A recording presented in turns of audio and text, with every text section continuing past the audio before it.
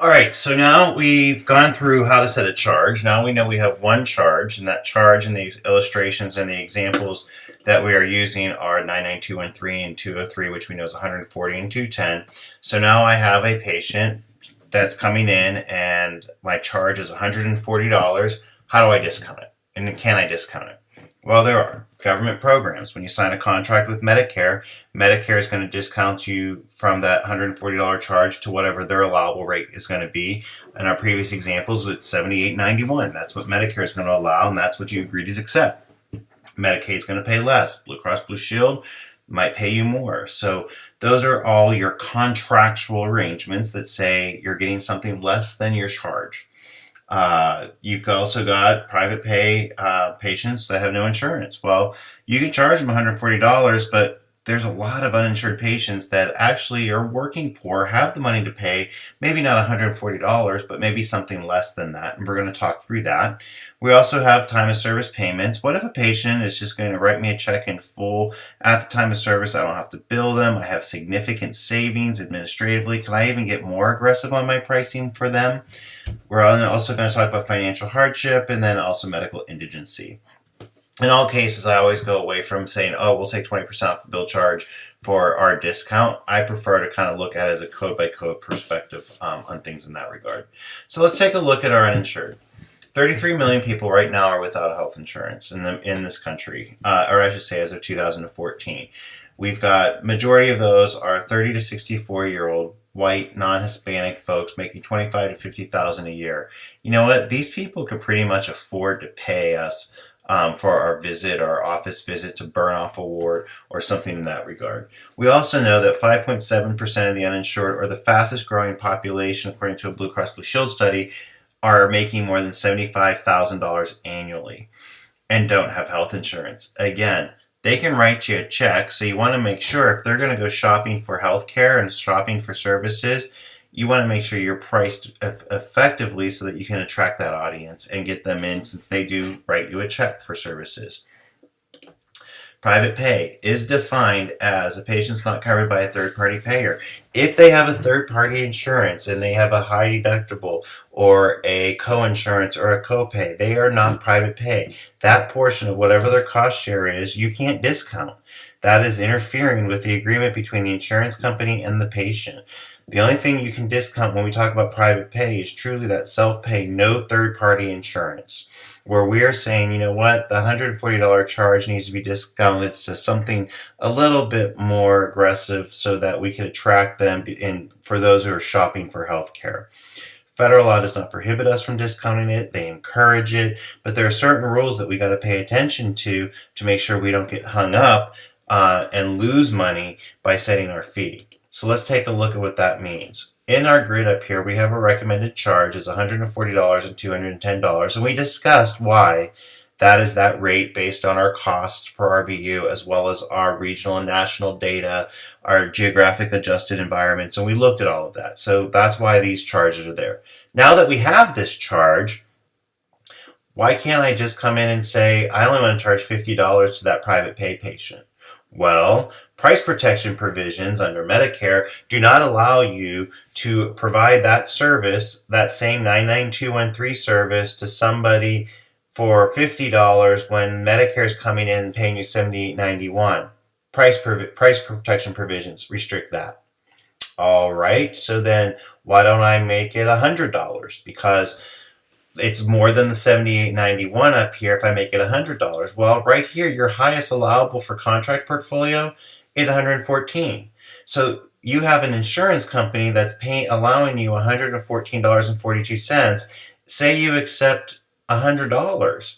That means if your contract with that carrier have most favored nation clauses, means that that insurance carrier is allowed to now pay you only $100 because that's what you accepted from your private pay patient. So I'm not going to pay you the extra $14.42. I'm only going to pay you the $100. And oh, by the way, I'm going to recoup anytime I paid you that extra $14.42 because I have a most favored nations language in my managed care contract. And in some states like Texas, forget the agreement, it's defined by the state insurance department code that they can tap into that rate. So you have to make sure your private pay discount rate is the lowest possible rate, but still higher than the contracted portfolio rate. So that's why in this case, I recommend and said your rate should be at $115. And you might say, oh my gosh, $115 for a level 3 office visit of an established patient? That still seems like a lot. I want to do something lower. Well, let's chat about what lower looks like. Here's a scenario where a patient went in to get a CAT scan. Blue Cross Blue Shield of California, the patient sued Blue Cross Blue Shield of California for unfair business practices because it had good faith misrepresentation. Why? Because the provider of service would have agreed to $1,054 for their private pay rate.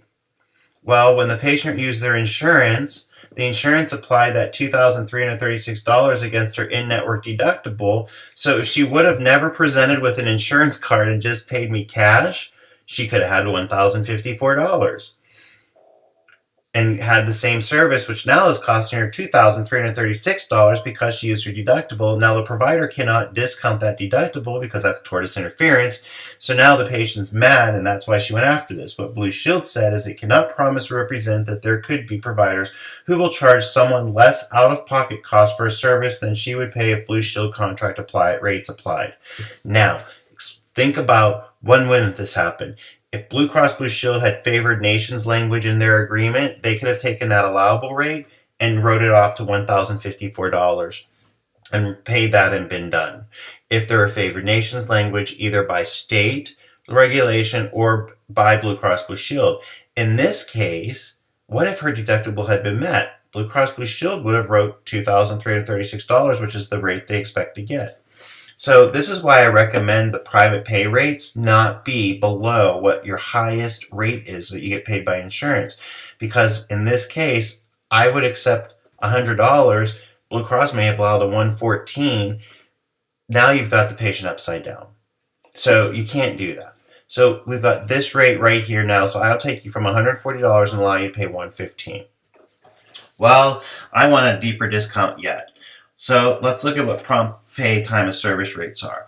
This is going to be a scenario where I'm going to accept $90 and I can't go below Medicare because I know there's already that rule or provision, the price protection provisions under Medicare. So I can't go below the $78.91, and we usually try to say keep your prompt pay or your time of service rates at about where the Medicare limiting charge is, which is the most this provider can charge a Medicare member even if they're not Medicare participating.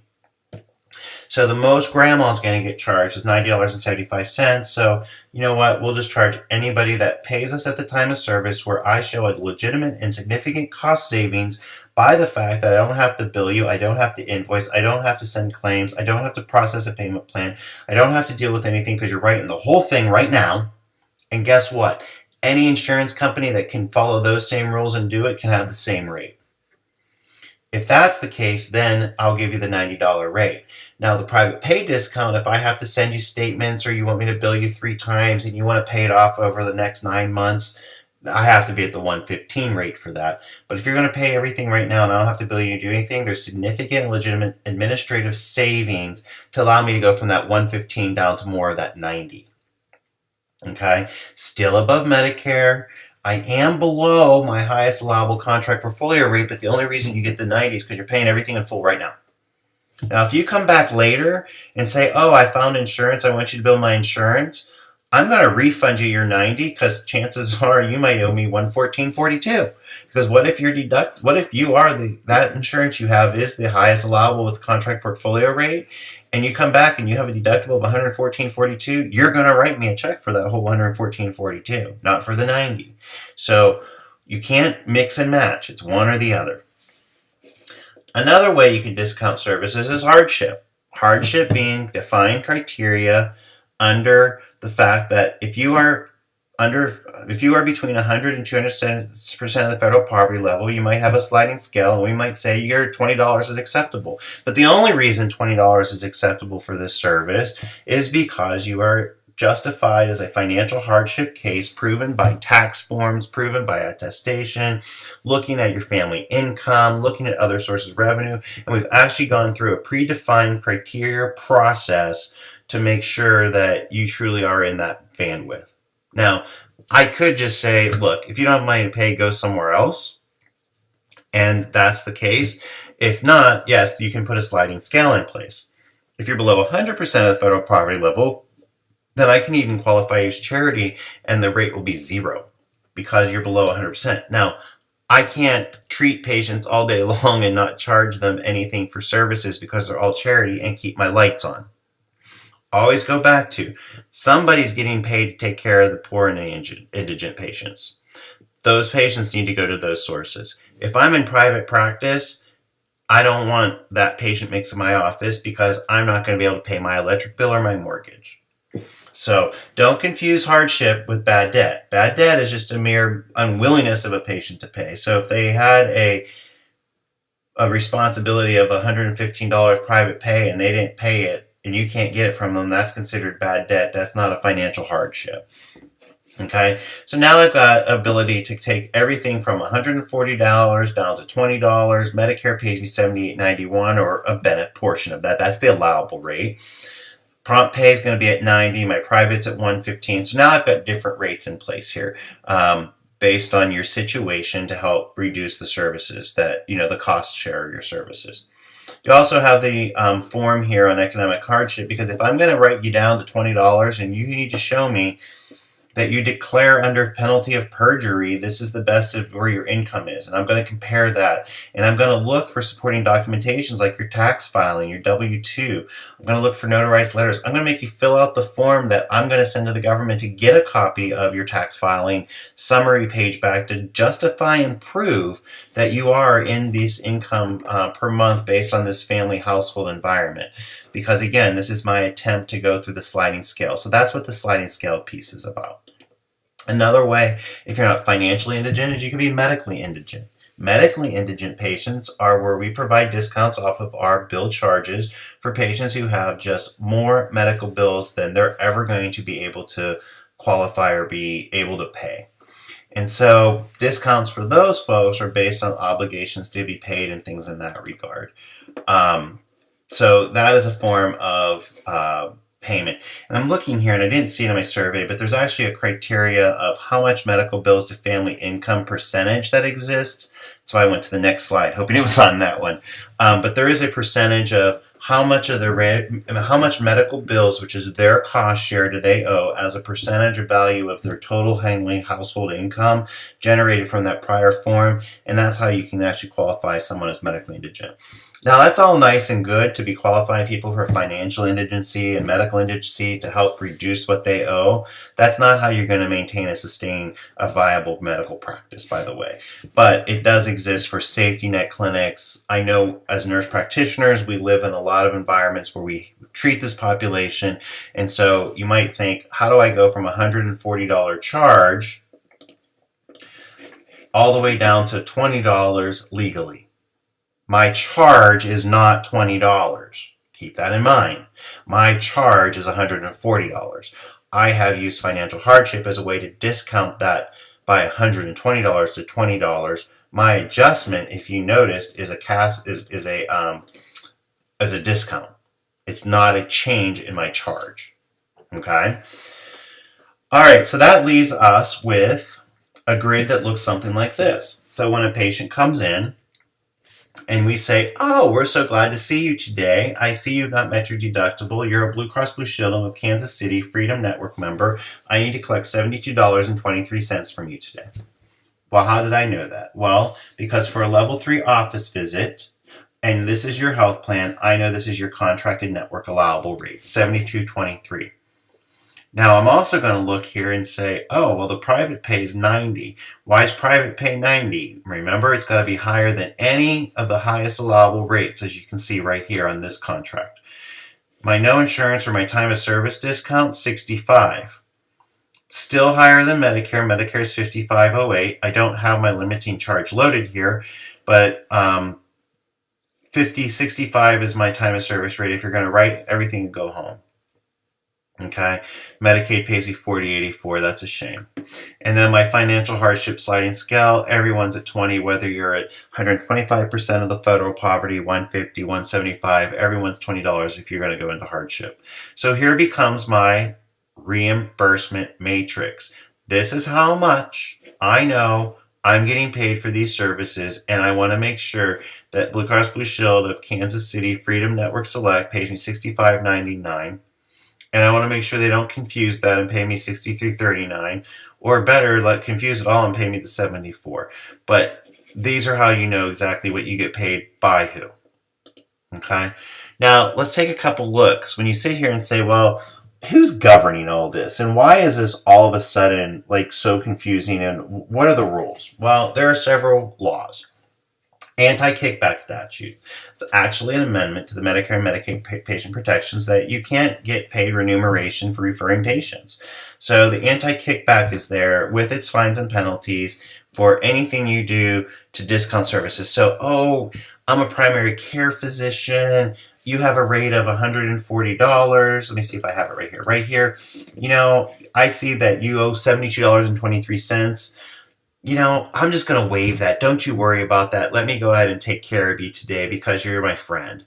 Well, if you're a cardiologist and you just waive $72.23 to the primary care physician, you just gave him a kickback to refer to you. Yeah, you can't do that. So don't do that. Civil monetary penalties. You don't have to actually have an intent to defraud to get in trouble in this regard.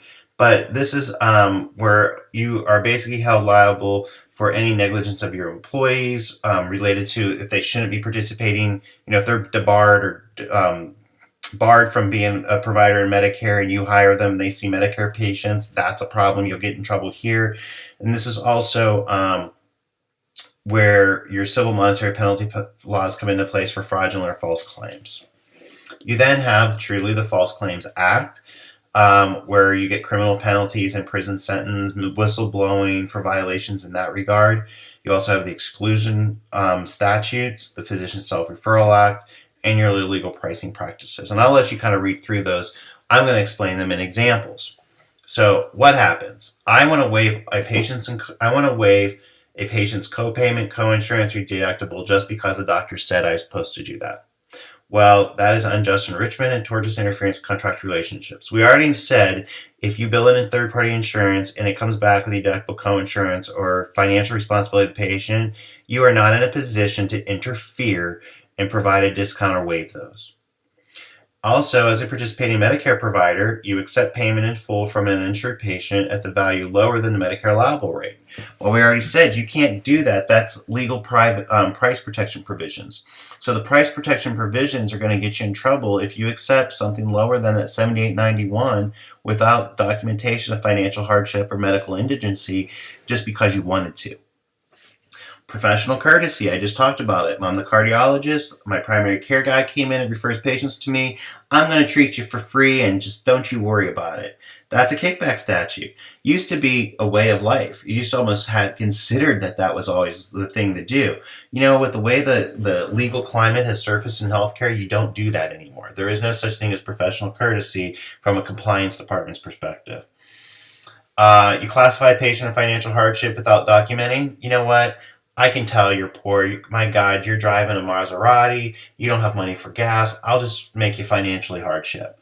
But no, illegal pricing practices don't allow you to do that. You have to have the documentation, follow the rules to actually discount those services for financial hardship or medical indigency. What happens in practice all the time? Physicians sign the chart, they see the patient, they bill Medicare after an employee is banned from participating in Medicare as part of the care. So I know you've had some trouble. You see the patients, I'm going to sign the chart, I'll see the patient, and then I'll just bill Medicare. Well, that healthcare provider, RN, nurse practitioner, whoever that was banned from Medicare, if they were part of the care of that patient and the physician billed, that's indirect billing violation of the exclusion statute. You can't do that kind of stuff. You accept insurance only as payment in full. Well, I think by now, listening to this presentation, that's got kickback, you got ERISA issues, and actually the case law, Cigna case law is very interesting on this one. Practice accepted insurance only as payment in full. When Cigna got wind that that's what was going on. Cigna recouped all the payments they made because the practice did not fulfill the second part of that agreement and interfered. So Cigna took all the money back. In another case law, they were trying to get paid out of network benefits, and they found that they used ERISA laws to help figure out how to get Cigna get some of their money back because the physician was waiving copays and deductibles. So the health plans are the ones that are going to traffic you on that one. But I do appreciate the case law when you get doctors that come in, say, hey, this is the way I'm going to do things. You have contracts that say you're not going to do it that way. You've got laws that say you can't do it that way. And you need to be sensitive and aware that these exist. So you also want to accept payment for services not documented in the medical record. I billed them for the flu shot. I just forgot to document it. I talked to them on the phone. I didn't create a chart, but I created a bill without a note. If you don't chart it and document it, it didn't happen, and sure, don't bill for it. Because if I send a false claim, which may not be a false claim, the false claim could be the fact that you just didn't document you did it, but you billed it. Well, if you didn't document it, we all know it didn't happen.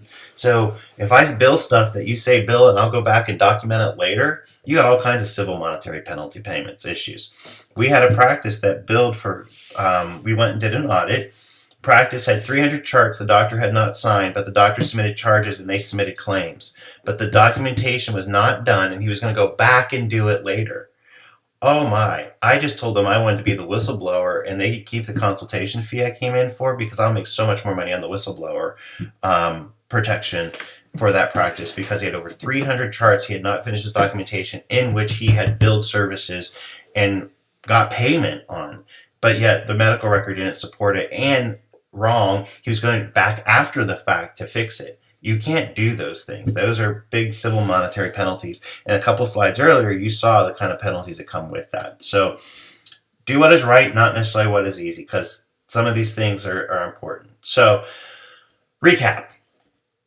Understanding the importance of setting a charge. I think we took a look at, we had a benefit in the first video that we saw why we need to set a charge and how UCR plays into that.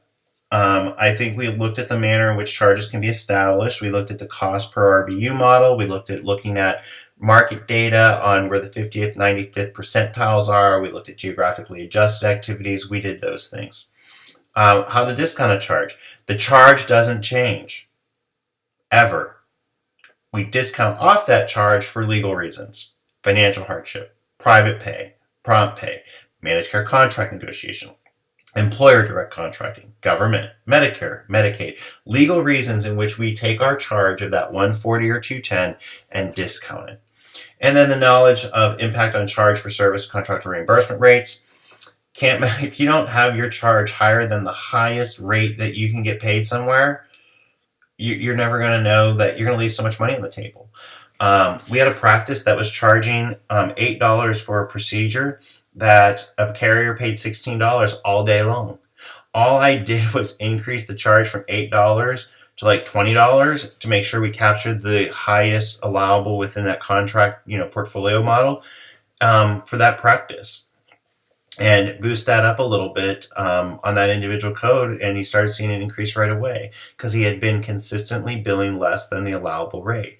Sounds silly, but it happens every day. So that is our section on the charge master, setting the charge, and then how do we take a charge and it gets discounted. And this will be important because this now is setting kind of a foundation as we look at the entire revenue process and the entire scope of that, which is our next module, and how this all fits together. These are the pieces that will kind of be important.